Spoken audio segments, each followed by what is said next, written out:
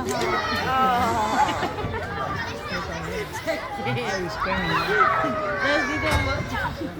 then, good afternoon everyone. Welcome along to Flamingo Land and welcome to our sea lion show.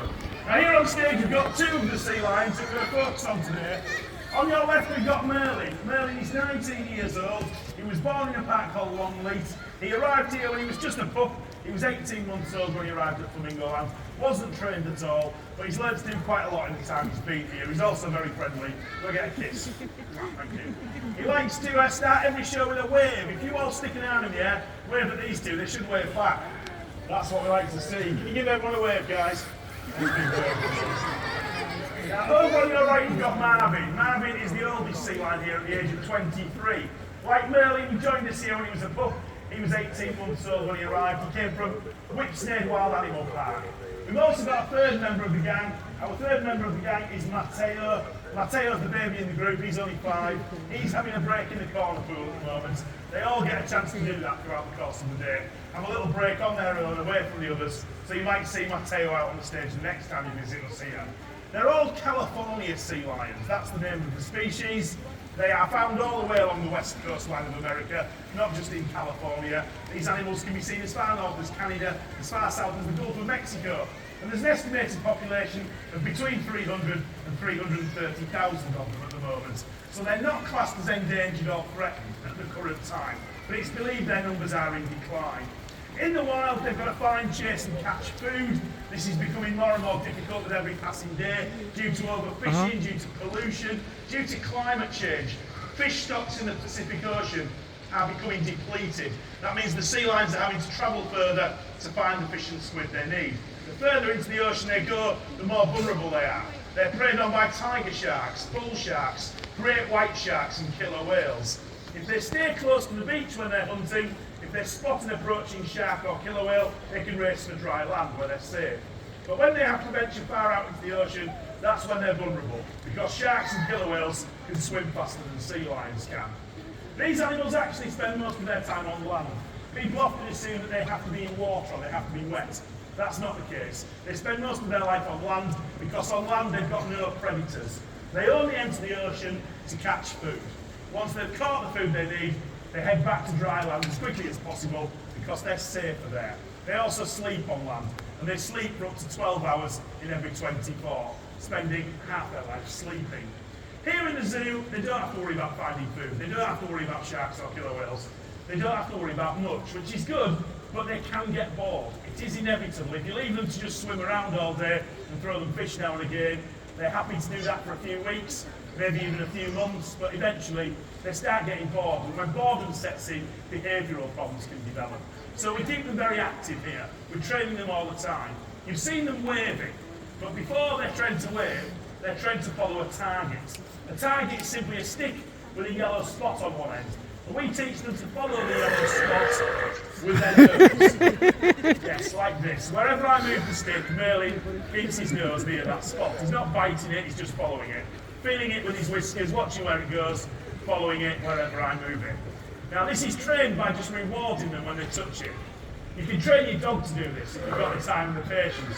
You just reward them every time they do that. So when they put their nose on the spot, you can give them a treat, you can give them a pat on the back, you can give them vocal praise. This is known as positive reinforcement. And after rewarding them just a few times, they will start to follow it about. After a few days or a week or two of practice, they'll follow it anywhere. If I put the target on the floor, Marvin will lay down next to it. And getting them to lay down like this is easy. Getting them to lay still, however, can be a bit more difficult. But when he's relaxed like this, we can do a quick examination. We can check in all over his body. And because we've done this with him every day since he was a pup, he'll now let the vet do this. So when the vet pays a visit, Marvin will lay here nice and still. The vet can stand where I'm standing and do their job quickly and easily without Marvin becoming nervous or worried. He'll even roll over so we can check his stomach too. So before they're trained to wave or clap, they're all trained to do that. Now they do respond when you guys clap. They actually like to hear a bit of clapping, so join in, give Marvin a round of applause. That's the right idea, Merlin. We deserve to clap for that.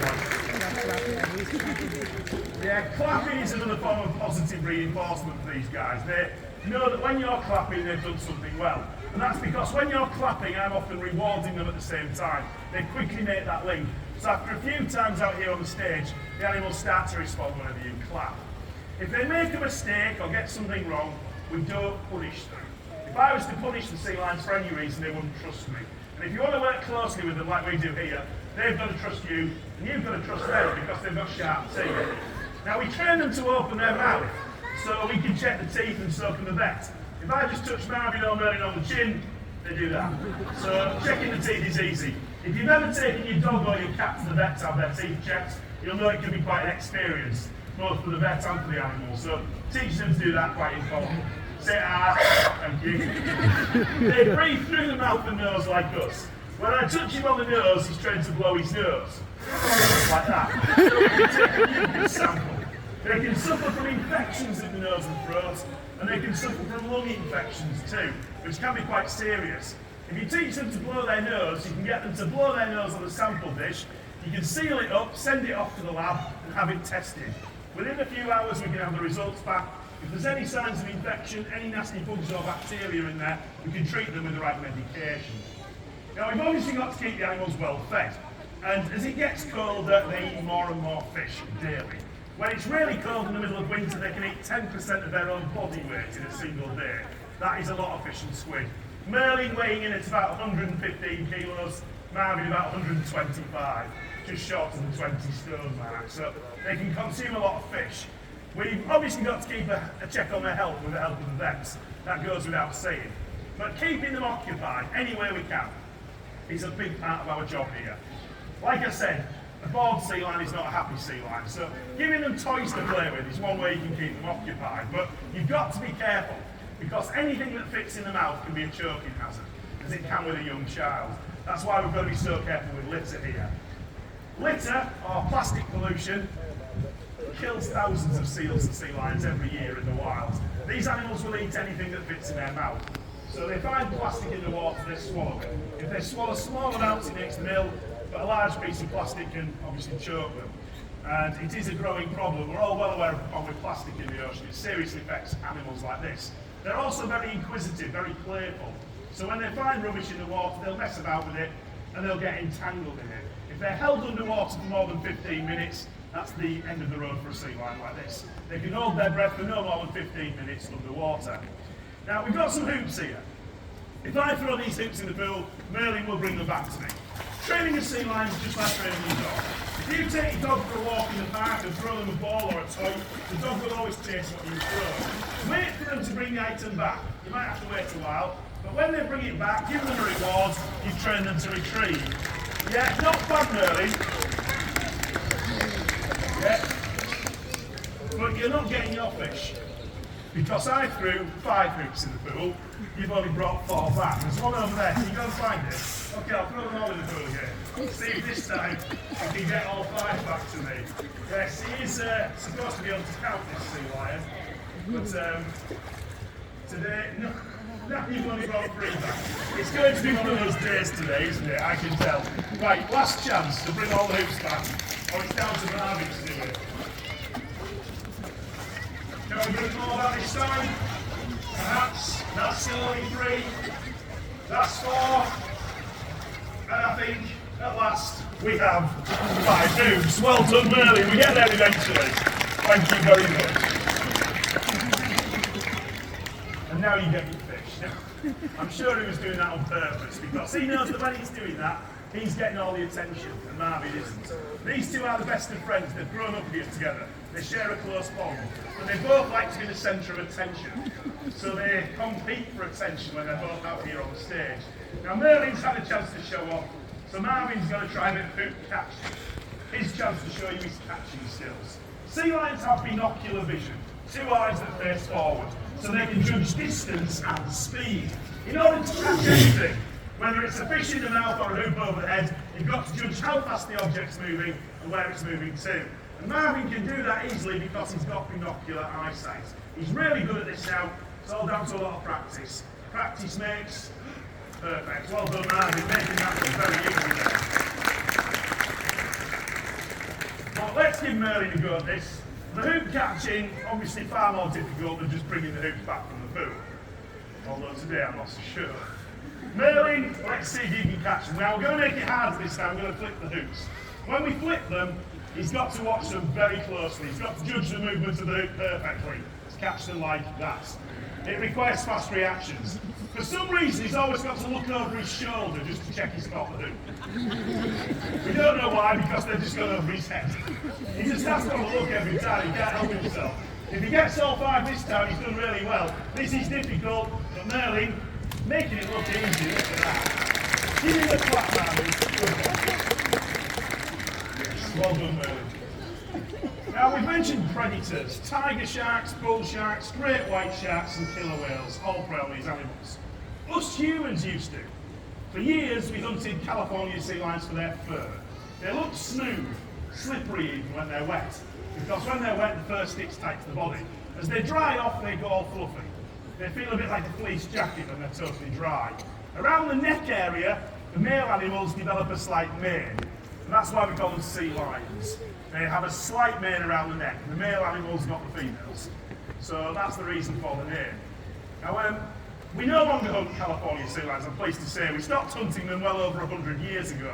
If we continued to hunt them, there's every chance they'd be extinct by now, because their numbers were in rapid decline. But once we stopped hunting them, their numbers stabilised, slowly increased.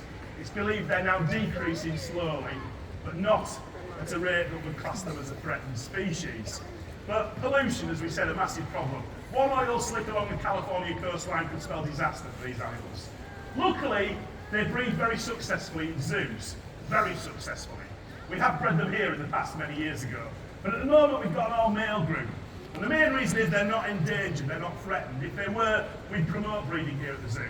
The other reason is they breed quite successfully, so you can end up with lots of baby sea lions, which is great, but the more animals you have, the more staff you need to keep them occupied, the more space you need for them. Fish bills are astronomical, and you can have a problem with inbreeding within the group. So that's why we've just got the 3 boys here at the current time. Now, we're going to explain the differences between sea lions and seals. First of all, these two are not seals, they are sea lions. And the animals are different. People often come into the show saying, let's go and see the seals. Well, we don't have any here, but you can see them around the coast in Britain. You can, in fact, see seals in every single ocean on the planet. There are more species of seal than sea lion. Seals found all around the world. Sea lions are found in many oceans, but they're not found in the North Atlantic. So you're highly unlikely to spot a sea lion here in Britain. If you do spot one, it's very lost. There is always the odd exception, like a walrus that showed up off the coast last year. So you never know, you might see a sea lion on Scarborough Beach one day, but it is unlikely. The way to tell a sea lion from a seal is to simply look at their ears. If you look on the side of a sea lion's head, that's any type, any species of sea lion, you'll see they have tiny ear flaps, there and there. They're only small, but they're around his ears, and they stick out from the side of his head. A seal's ear is just a small hole on the side of the head. No species of seal have these external ear flaps.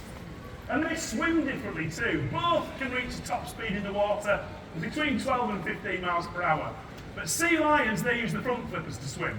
The front flippers work together, they act like giant paddles in the water. Seals use the back flippers to swim by moving them from side to side. Therefore, a seal's front flipper doesn't grow that big. They only use their front flippers for steering. So a seal's front flipper only grows to the size of my hand. You can see there's a massive, massive size difference. And seals also have claws on their front flippers, tiny claws that they use for scratching. Sea lions have no claws at all here on the front flipper, but they have them on the back flippers instead.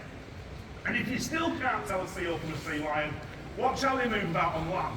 Sea lions, they can move like this. Come for a walk with me, Merlin. Look how Merlin walks. He uses all 4 flippers to lift his body off the ground. The front flippers bend in the middle, the back flippers tuck underneath. So he can lift his body off the ground when he's walking around. All species of sea lion can move like that, quickly and easily. Seals have to move in a very different way. They can't run or jump or climb because they only have small front flippers. Seals move like this. This is Merlin's seal impression. They sort of bounce along like that. He's exactly right. They move their spine in a wave-like motion to bounce along the floor. But they can't stand or walk because the flippers aren't big enough to stand or walk on. What a lovely impression, thank you. Yeah, so that's how you tell seals from sea lions. Look at the ears, look at the flippers. Watch how they move in the water, watch how they move on land. You can easily tell which is which. But there is one awkward exception, a creature called a fur seal. Fur seals aren't actually seals. A fur seal is actually a type of sea lion, but that's where it all starts to get rather confusing, so we'll move on. Let's try a bit of ball balancing. Now this is an exercise we love here. We love a bit of ball balancing because it keeps them occupied for ages learning how to do it. No sea lion can do this straight away. It took Marvin a few months to learn how to do this. It took Merlin a few years to learn how to do this. Matteo, our little sea lion, has been practicing this for 4.5 years. Can't do it. Drops the ball every time. But it doesn't matter because it's keeping him occupied trying. The point is, they're all different. People often ask me, how long does it take to train a sea lion? How long does it take to train a sea lion to balance the ball? Well, you can't answer that because each one is different. They all have different skills, they all learn at different speeds. Most of them learn to do this eventually. They all have the ability. It's just some of them never realise it. Yeah, it deserves a clap. It's a clever skill.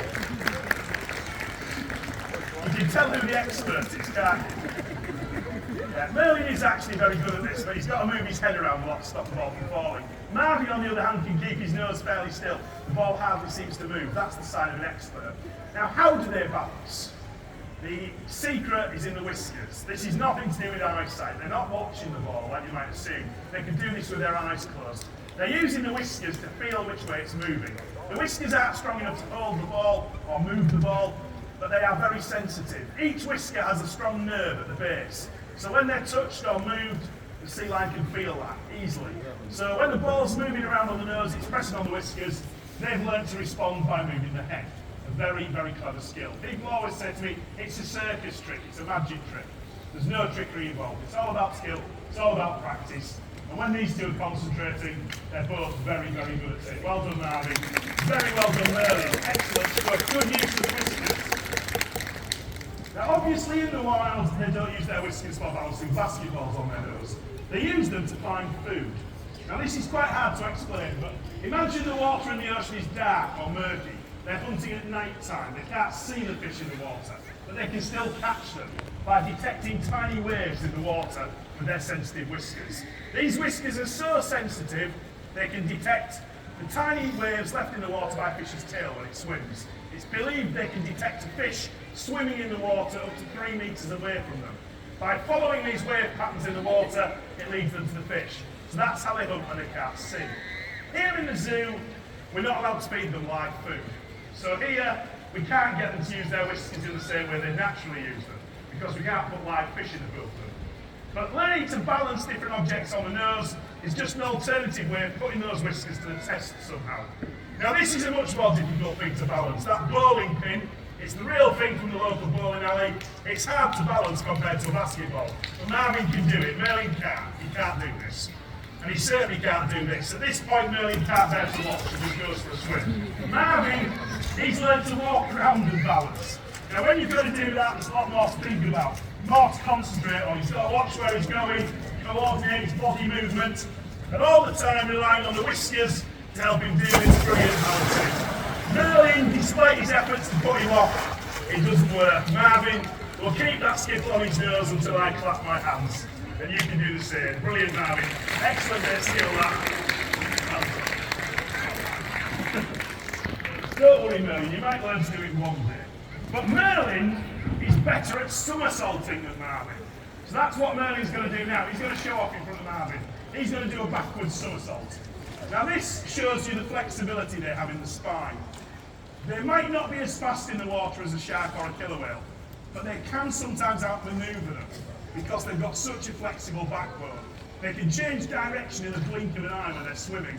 This is useful when they're chasing live food in the wild. It's even more useful when they're being preyed on by sharks and killer whales far out to sea. If they're far out into the ocean, they spot a shark or a killer whale racing for dry land, there's no point trying that because the sharks and killer whales can swim faster. So the only option they have is to outmaneuver the predators by twisting and turning rapidly in the water. It can help them to survive a predator attack. Now this, of course, is just for fun. Here, there's no reason to somersault other than to show off. And Merlin's going to show off now. Watch in front of me and Marvin. He's going to do a loop in midair, You need to concentrate on this, Marvin. You need practice at this. Did you stick your tongue out at me then? Watch in front of me. Are you ready, Merlin? Don't blink or you'll miss it. Go! 3, 2, 1! Whoa! What a somersault! Ended on the tail in the pool. That was brilliant. Well done, Merlin. Excellent. We are coming quite close to the end of the show. But after the show, if you want to, you can buy one of our giant posters on your way out. They're £5 each. All the money raised goes towards the sea lions. It all goes towards Marvin, Merlin, Matteo, their everyday care, their never-ending fish fills. The bonus is if you buy a poster, you get to pose for a photo with Marvin. Anyone that buys a poster for a £5 can stand in front of him, take a few photos with him behind you. He even sticks his tongue out for your photos. It is £5 per person. You do have to take your own pictures, but if you've got your phones or your cameras with you, it's a cool opportunity. If you want to post, then just head out through that gate over there at the right-hand side of the pool. But first of all, it's down to Marvin to attempt the ball jump. Now at 4 o'clock yesterday, Merlin did this. He leapt into the air, he managed to touch that pink ball with his nose. That is how high Merlin can jump. Pretty high for a sea lion of his size. But Marvin can jump even higher. Now we take it in turns with this. So it's Marvin's turn now, and I'm going to raise the ball right up there. Despite weighing almost 20 stone, he can jump a lot higher than Merlin. But can he jump that high? That's the question. If he misses that ball, he's going to sulk for the rest of the day. So if he misses, just clap anyway. If he hits it, we'll give him a cheer. You feeling confident, Marvin? You are. Just give it your best shot, that's all we ask. Okay, I want you to join in with the countdown from 3 to 1. Are you ready? 3, 2, 1, here he comes like a rocket! He goes! What a jump! Give me that clap, Merlin! He deserves a clap for that, he really does. That was brilliant, Marvin. Well done. Wonderful. And that just leaves me to say thank you all so much for coming today. I hope you enjoyed the show. I hope you all have a brilliant day at Flamingo Land. From Marvin, Merlin and me, bye-bye. Thank you all. See you next time. Bye for now. Thank you. Some little birds in there as well. I think they're good car.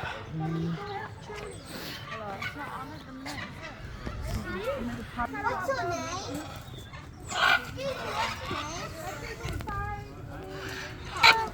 Banana. Said we wanted to. Right. Your boyfriend?